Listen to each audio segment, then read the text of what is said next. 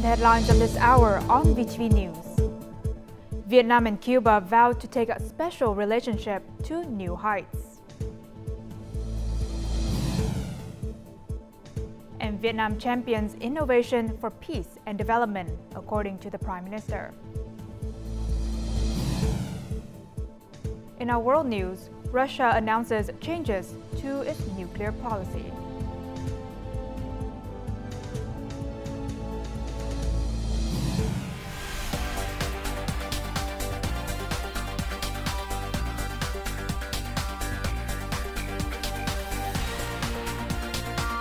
Broadcasting from Hanoi, the capital of Vietnam.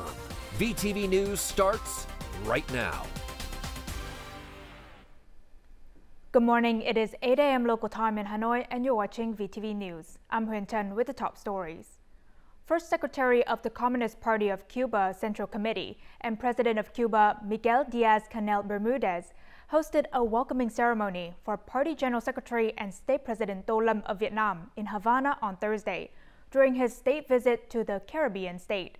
After the welcoming ceremony, the two leaders held talks to evaluate the results of cooperation between the two countries over the past period and also outline future directions for enhancing and improving cooperation. First Secretary of the Communist Party of Cuba Central Committee and President of Cuba, Miguel Diaz-Canel Bermudez, described Party General Secretary and State President Tô Lâm state visit as special, reflecting the high regard and revolutionary solidarity between the two parties and states, contributing to enhancing mutual trust and creating tangible changes in bilateral relations moving forward. The Cuban leader congratulated Vietnam on the significant and historic achievements it has recorded in implementing the Đổi mới renewal process for nearly 40 years, helping elevate the country's position and prestige globally. For his part, Party General Secretary and State President Tô Lâm emphasized that his visit to Cuba reaffirms the high regard and strong determination of the party, state, and people of Vietnam to enhance the special solidarity and comprehensive cooperation between the two parties and countries. He added that Vietnam always follows with keen interest Cuba's development, valuing the ongoing efforts of the Communist Party of Cuba in implementing the resolutions of its 8th Party Congress, as well as measures Cuba has undertaken to overcome difficulties and challenges and to spur socio-economic development. The two leaders expressed satisfaction with the positive development of Vietnam-Cuba relations at all levels and fields. To take their special relationship to new heights, the two sides agreed to increase mutual understanding, exchange, and coordination on political and strategic issues, including maximizing the effectiveness and flexibility of visits and exchanges, particularly at the highest levels. They noted that the relationship between the two parties serves as the strategic political foundation for bilateral relations across various fields. Now, after the talks, the First Secretary of the Communist Party of Cuba Central Committee and President Miguel Diaz-Canel Bermudez respectfully presented the highest honor of the Cuban party and state, the Order of José Martí, to Party General Secretary and State President Tô Lâm in recognition of his contributions to the development of the solidarity and friendship between the parties, states, and peoples of Vietnam and Cuba. The Vietnamese leader thanked the party and the state of Cuba for their recognition of his contributions and emphasized that the honor vividly reflects the importance that the Cuban party, state, and people place on the special friendship and solidarity between Vietnam and Cuba, which had been nurtured by revolutionary leaders José Martí, Ho Chi Minh, and Fidel Castro, as well as the generations of leaders and people from both nations over time. Vietnam và Cuba cách xa nhau hàng vạn dặm, nhưng lòng dân hai nước gần gũi như anh em một nhà. Tình đoàn kết của nhân dân Cuba được thể hiện.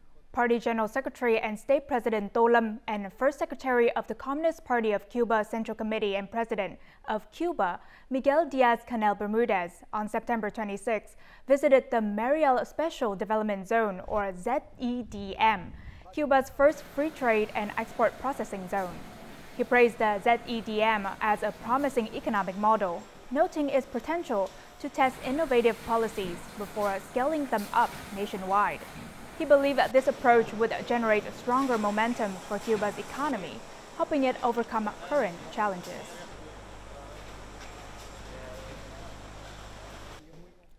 Now, on the same day, Party General Secretary and State President Tô Lâm met with Cuban Prime Minister Manuel Marrero Cruz in Havana. They expressed satisfaction with the progress in their bilateral relationship across politics, foreign affairs, and defense. They also discussed enhancing cooperation and agreed to optimize existing mechanisms, including the Intergovernmental Committee on Economic and Scientific Collaboration, while exploring new avenues. Both leaders emphasized strengthening economic ties and implementing agricultural projects, with the Cuban Prime Minister promising to facilitate Vietnamese businesses' operations in Cuba. Party General Secretary and State President Tô Lâm proposed optimizing their trade agreement to increase bilateral trade to $500 million in 5 years. They also agreed to expand cooperation in agriculture, pharmaceuticals, telecommunications, and other fields.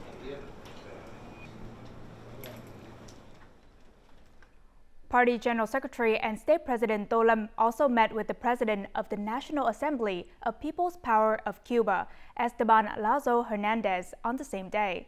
Vietnam's leader reaffirmed the country's solidarity with Cuba and called for an end to the embargo. Both sides agreed to enhance cooperation between their legislatures, address obstacles in the Vietnam-Cuba relationship, and promote efficient and sustainable development. They will strengthen their roles in lawmaking and supervision to expedite agreements and enhance mutual understanding through people-to-people exchanges. Committees from both national assemblies will also increase collaboration on lawmaking and socio-economic policies, as well as in multilateral forums.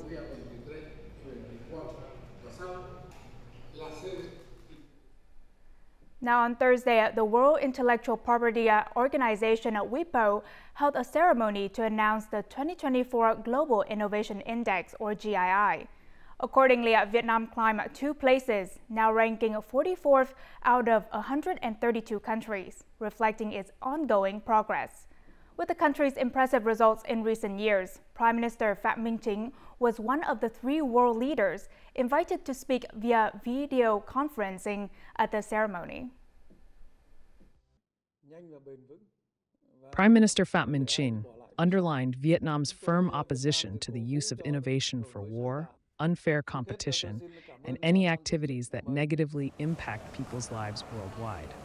He made clear Vietnam's viewpoint that the innovation process should place people as the center and the subject so that people can truly benefit from the fruit of innovation. He noted that this issue affects the entire population comprehensively and globally. So there must be a global, all-people approach that promotes multilateralism and mobilizes countries for the cause of international cooperation in promoting innovation. On this occasion, I call on rich, developed, and advanced countries to support developing countries and countries with more difficult conditions in institution building, financial incentives, high-quality human resource training, advanced technology transfer, and smart governance. Vietnam identifies education, training, and sci-tech as its top national policies, with innovation serving as a driving force, a resource, and a goal for development, contributing to national construction and development and the people's prosperity and happiness. He thanked international organizations, including WIPO, scientists, and experts, for their support and cooperation with Vietnam in promoting innovation, which has played a critical role in the country's rapid and sustainable development. At the ceremony, the WIPO Director General commended the Vietnamese party and state's commitment to sci-tech, innovation, and intellectual property. In the 2024 GII report, Vietnam is one of the 3 nations that has consistently outperformed its development level for 14 consecutive years. Prime Minister Phạm Minh Chính has issued a memo detailing measures to restore agricultural production after Typhoon Yagi and subsequent floods. He urged provinces to assess the damage and mobilize local resources for support, with the Ministry of Finance ready to facilitate advance payments. The Prime Minister emphasized assisting in restoring agricultural, forestry, and fishery production to ensure stable livelihoods. The Ministry of Agriculture and Rural Development will review production plans and promote climate-resilient practices. The Ministry of Industry and Trade will monitor supply, control prices, and prevent speculation. The Ministry of Finance implements financial support and tax exemptions, while insurance companies must expedite benefit payments. The State Bank will guide credit institutions on support plans and interest rate cuts for affected customers. Coming up next on VTV News.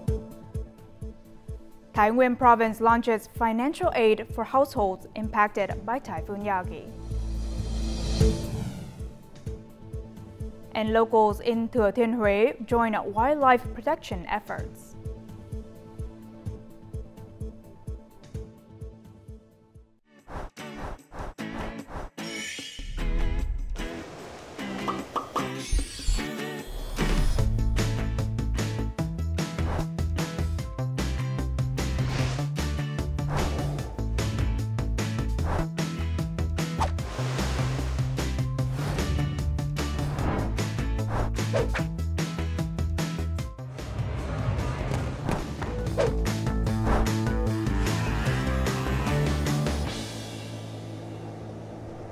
Welcome back to VTV News. Now, commercial banks, including the local branches of the Vietnam Bank for Social Policies, have implemented key policies to assist households affected by Typhoon Yagi.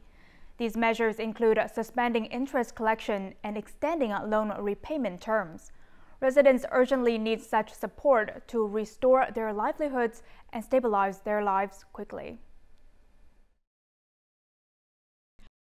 More than 1,000 chickens, which were ready for sale, perished as the floodwaters rose too quickly for this woman to react. We've lost everything. All I hope for now is debt relief, or at least a freeze on our loans.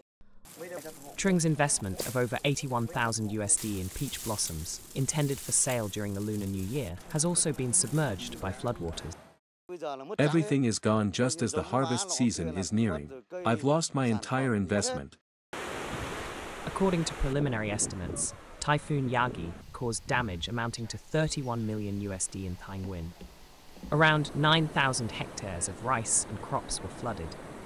Nearly 800 hectares of fish farms were submerged, and over 290,000 livestock and poultry perished. The most urgent request from residents is for loan freezes or partial debt forgiveness. We have planned to increase relief aid for affected families. Some authorities might provide support with seeds and livestock so farmers can restart their farms while their debts are rescheduled. Interest postponement is applied until December 31st. We are reviewing loan accounts and proposing extensions for households so they can resume production after the floods. The government's Resolution 143 outlines a series of urgent support policies to mitigate the impacts of Typhoon Yagi. These include extending loan repayment periods and adjusting repayment schedules. The Vietnam Bank for Social Policies also plans an additional 199 million US for post-typhoon recovery aid. Typhoon Yagi passed 3 weeks ago, but its consequences remain a burden for many localities. Despite the efforts of the Hạ Long Bay Management Board and several units to collect and handle a large amount of waste through the cleaning campaign over many days, a significant amount of debris still pollutes the surface waters of Hạ Long Bay. The water surrounding Ti Top Island has been largely clear of waste. Cleaning teams are continuing to deploy additional staff to remove the remaining floating debris, ensuring the area's cleanliness and environmental quality. Well, there was a little bit of debris. I presume that was from the typhoon. Seems to be washing around, and probably up the top there seems to be a few things fallen over. So I suppose it will take time to clear it up. Waste at major tourist attractions and along Hạ Long Bay's travel routes has been largely collected and disposed of. These achievements is the result of efforts by the Hạ Long Bay Management Board and various organizations, involving over 1,200 people and 330 vehicles. There is a significant amount of broken aquaculture cages and nets that have been drifted from coastal areas. The unique conditions of the bay, along with tidal movements and rocky islands, have made the cleaning process even more challenging. This type of waste is very difficult to collect. The terrain of Hạ Long Bay also makes it challenging to use modern equipment for cleanup. We have to rely on small boats and maximize manpower to gather the waste after the typhoon.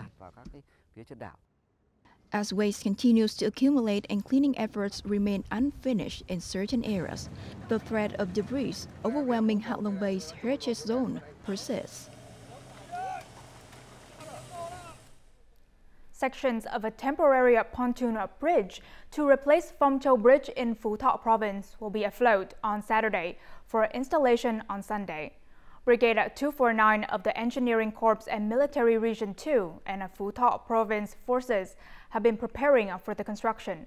Now, despite recent water receding, significant erosion has occurred on both banks, requiring Brigade 249 to reinforce the piers and access roads with over 11,000 cubic meters of rock.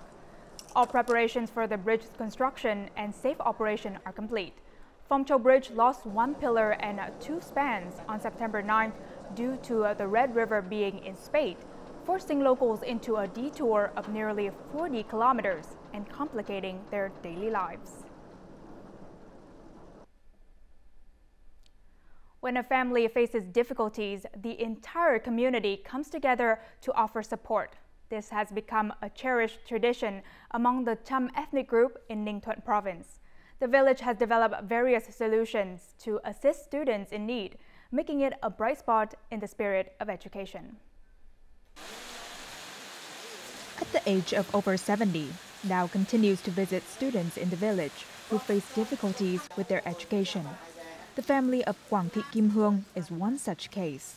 One of her 6 children is paralyzed. Additionally, Hương gave birth to triplets 3 years ago. I appeal for benefactors to support families like this one. We strive to help them go to school despite all the difficulties. Sometimes she offers financial assistance, while other times she brings necessities like food, drinks, books, or clothes. I can bear hardship as long as my children can learn to read and write, so I am happy. Cham villagers prioritize supporting students in need. Nearly every family group in the village has established a scholarship fund. Families facing difficulties can borrow money at low interest rates to start businesses, enabling them to earn money for their children's education. Many large family groups contribute to scholarship funds for students from impoverished families. The Cham community in Ninh Thuận, comprising over 19,000 families, is fostering a culture of education. This achievement is thanks to the community's commitment to ensure that no child is deprived of education due to financial hardships.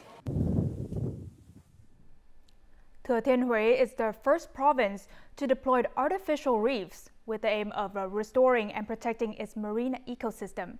This solution provides a sustainable habitat for marine species without harming the ecosystem.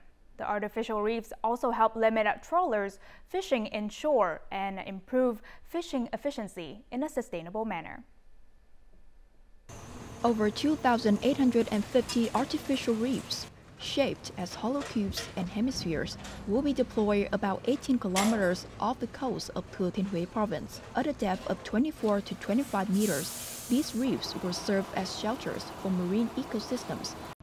We're making the most of the good weather to speed up the installation, about 100 to 120 components. We aim to finish by October 25th. According to experts, installing artificial reefs will help reduce fishing pressure on natural coral reefs while providing more sustainable aquatic resources. In Thừa Thiên Huế province, the projects to restore and revive aquatic ecosystems have received a total investment of $6.63 million. We've determined that this project holds significant importance in regenerating the province's aquatic resources. We will utilize good weather and mobilize all equipment and human resources before this year's rainy season. As of now, the construction volume has reached about 70%. We're striving to finish before October 30th.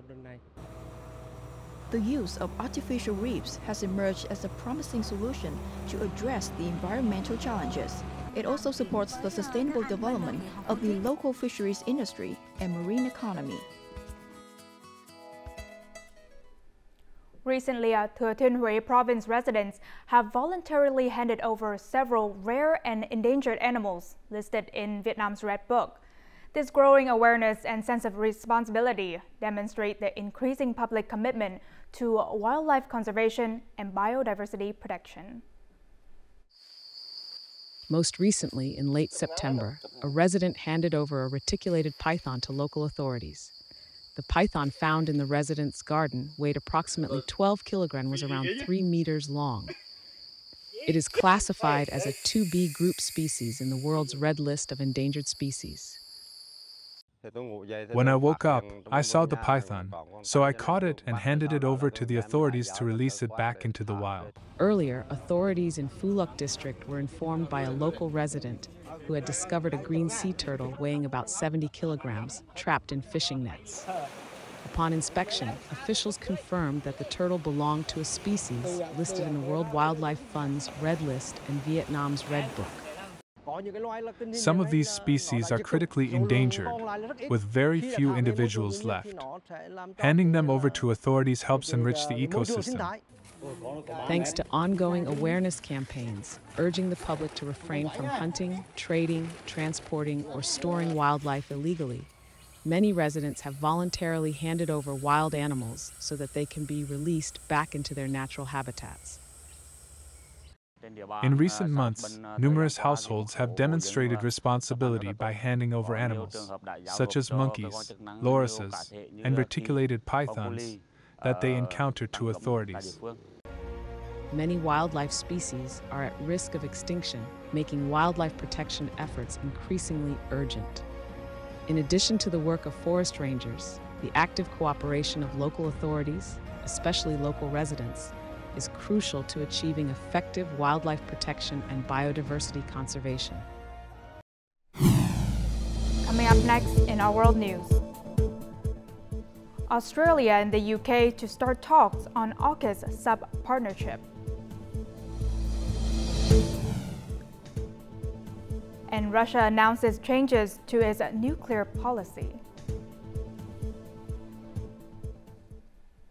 Now moving on to our world news, Australia and the United Kingdom have begun negotiations on a bilateral treaty focused on developing nuclear-powered submarines as part of the Australia-United Kingdom-United States or AUKUS initiative.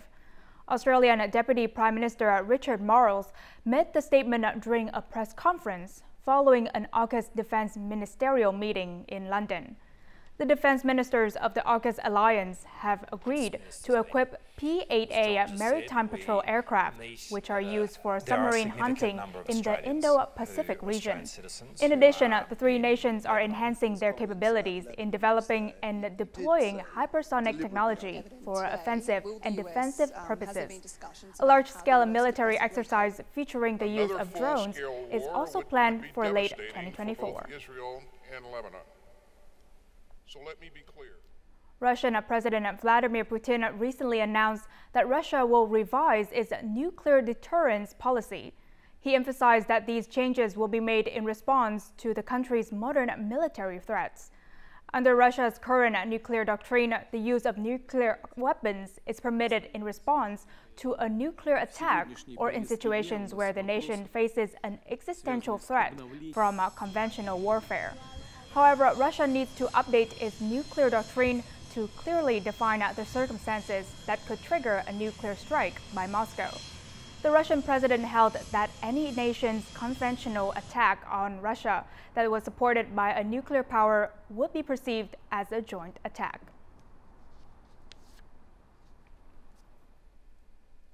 The Chinese military on Thursday released images of its first intercontinental ballistic missile test fire in 44 years. The Chinese Defense Ministry announced that the People's Liberation Army Rocket Force had launched an intercontinental ballistic missile carrying a dummy warhead into the Pacific Ocean at 8:44 a.m. local time on Wednesday. The ministry said the test was a routine part of the Rocket Force annual military training, aiming to test weaponry performance and military training effectiveness and achieve desired goals. The ministry added that relevant countries have been notified in advance.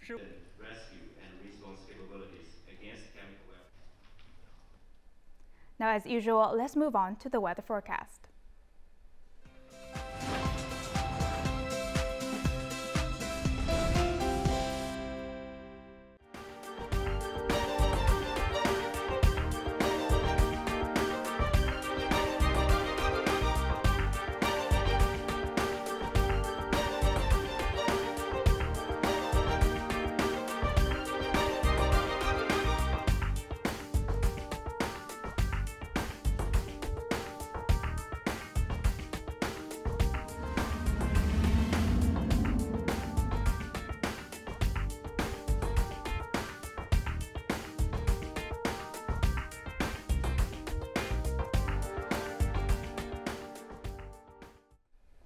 And that's all the news we have for this hour. To rewatch our program, you can download our mobile app at VTVgo or check out our YouTube channel, VTV4Go. Thank you for watching and see you next time.